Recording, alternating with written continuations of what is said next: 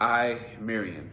I'm Marion. I'm Marion. I, Marion, make the following declaration based on my personal knowledge and declare under the penalty of perjury that the following is true and correct. My name is Marion. I am a citizen and national of Honduras. I'm the biological mother of EGM, who was born on July 4th, 2016. EGM is also a citizen and national of Honduras. He is my only child. He is my only child. He is my only child.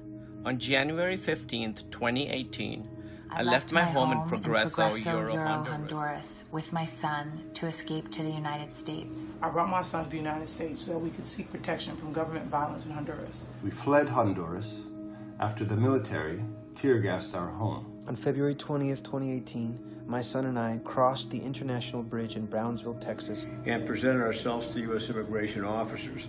We told the officers we needed asylum. After I presented myself at the bridge with EGM U.S. border officers took me and EGM to be interviewed. The officers took a statement from me regarding the reasons I came to the United States. The U.S. immigration officers then told me that they were taking my son from me. They said he would be going to one place and I would be going to another. I asked why the officers were separating my son from me. They did not provide any reason. They did not provide any reason. They did not provide me any reason. They did not provide any reason. I had no idea that I would be separated from my child for seeking help. The immigration officers made me walk out with my son to a government vehicle and place my son in a car. The immigration officers made me walk out with my son to a government vehicle and place my son in a car seat in the vehicle. My son was crying as I put him in the seat. I did not even have a chance to comfort my son because the officer slammed the door shut as soon as he was in the seat. I was crying too. I cry even now when I think about that moment when the border officers took my son away.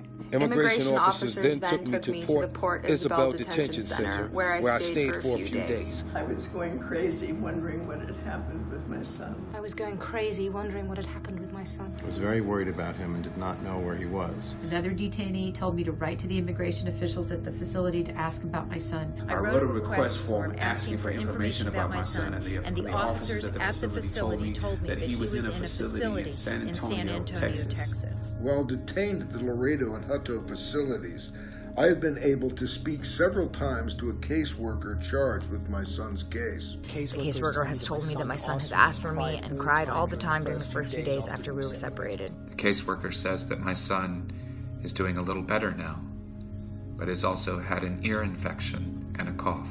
I have not been able to speak to my son because he does not really talk yet since he's so young. I need to be able to hold him and reassure him that he is safe and that his mother is here for him. My son also needs my care to make sure he is healthy and doing well. During the first weeks after my son and I were separated, I was very depressed and quiet.